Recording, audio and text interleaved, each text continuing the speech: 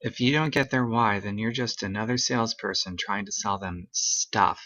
I really wanted to make this point with you so that you don't skip over step two, or in other words, getting somebody's goals and then finding out what's the reason behind those goals and why is it so important to them. And I'm going to illustrate them with some examples.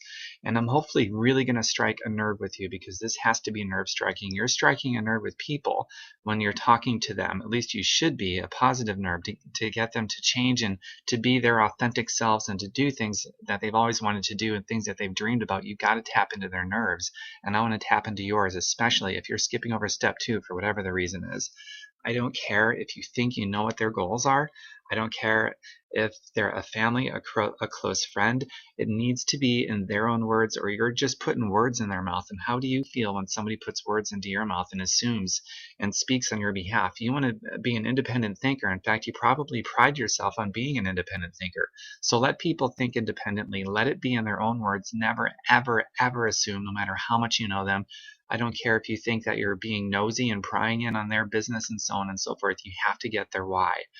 And the question is basically, what is your most important goal that you want to accomplish with this?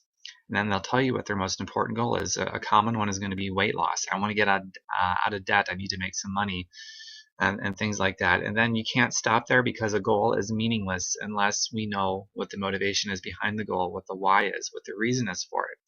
So great, those are fantastic goals, losing weight and you need to come out of debt.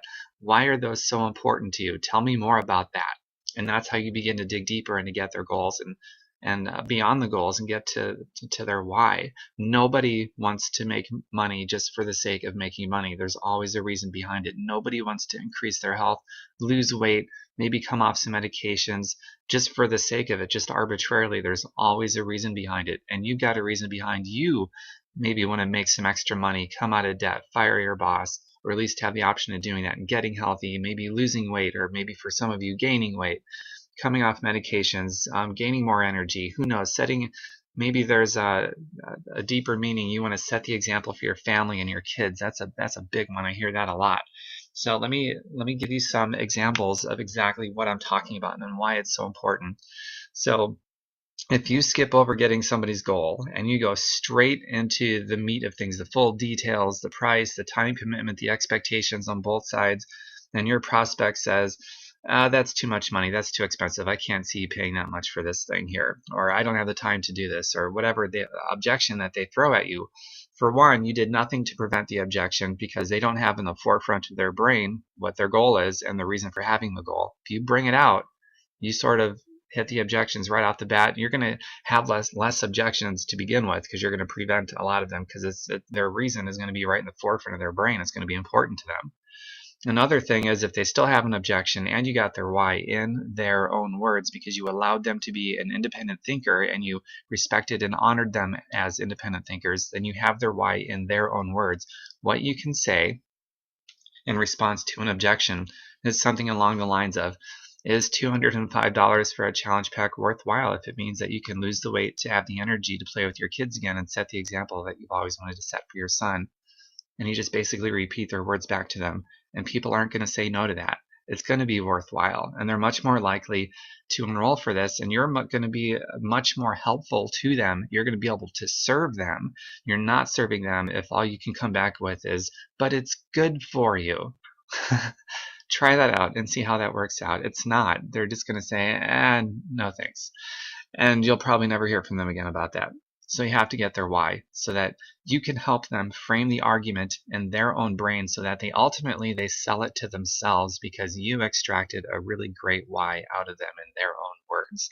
That's what you ultimately want to do, is help them along in that decision-making process by leading with questions, getting them to talk about them and what's really important. You want them talking about the most important things in their life, the most important people in their life, whatever is most important to them. You want them talking about that as you're extracting their why. Otherwise, you're not preventing any objections in the first place.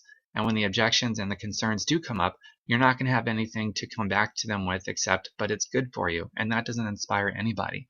But if you can say something like, here's another example, is $4 a day to replace a meal with Shakeology, is that worthwhile if it means that you could possibly come off of your diabetes medication and be around for more years for your daughter than your mom was around for you? And they're going to probably say, yeah, of course. I mean, who's going to say no to that? Here's an example. A lady once told me, Tom, this is just too much hassle to get a shake. And I'm like, we're not doing this for a shake. We're doing this so that you can get your blood sugar under control. What did I say? Whatever her reason was, it was something along the lines of, we're not doing this just for a shake. We're doing this so that you can get your blood sugar under control. You can drop the weight that you've struggled with for years, and so that you can be around for your son longer than your mom was around for you. And right? And she says, yeah, of course, Tom, you're totally right. And so she went ahead and she enrolled for it. She got the Shakeology and she ended up getting a challenge pack, and she got some pretty cool results, and she's still going.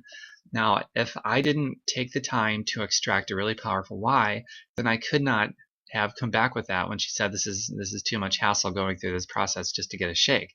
I couldn't have said, we're not doing this for a shake, we're doing this so that you can get your blood sugar under control, bring your weight under control, so that you can be around and set the example for your son and be there for more years, right? And of course she said right. If I didn't take the time to get her why, if I didn't be nosy and get in her business, then I would have had nothing. I would have been able to say, but it's good for you. And she would have been on her way. And you know what? She could be dead by now. Her blood sugars could have skyrocketed. She could have had a leg amputated, which is typical for diabetics. Who knows what could have happened? Her son could have lost her mom or his mom early. Who knows? This is what I'm talking about. These are, for a lot of people you're talking to, this is life and death situations. I mean, this is your health and your fitness. If you don't have any health, you're dead, right? So you have to think in terms of serving people, and you have to think in terms of getting in people's business, striking a rapport with them, of course, so that it's easier to do that. And that's how you're going to serve people, is by getting in their business, asking them questions about themselves and what's most important to them, so that one, you can possibly prevent an objection in the first place, and two, when an objection comes up, you can much more easily help them overcome that concern that they have and really serve them, help them get on a challenge pack, Shakeology, get into the business so that they can start relieving that crushing debt that's causing so much stress and causing their hair to fall out. I mean, that's a health problem too when you're stressed out from money problems. If you can help people overcome their concerns, their fears, their self-doubts, their objections, all those kinds of things, and you are really serving somebody, and you cannot serve somebody unless you get a really good, powerful why. If you can get them crying about what's most important to them, they're in a great place to be able to move forward with a decision that's in their best interest. And they're going to sell it to themselves. You won't have to be the salesperson. If you don't have to get their why, then you are the salesperson, and you're just another person selling them stuff. So I hope that makes sense. Never ever skip over getting their why, no matter how much you think you know them. You have to get their why. Honor and respect them as free, independent thinkers, just as you want people to honor and respect you and not put words in your mouth, no matter how well somebody knows you. And that's a very beautiful, mutual, synergistic way of honoring and respecting other people, is by asking them questions and finding out what they want and what's most important to them before you move on and telling them about this or that, assuming and putting words into their mouth. And you're going to be able to be in much better service to people as you help yourself. At the same time, you're adding a tremendous value and benefit to other people's lives.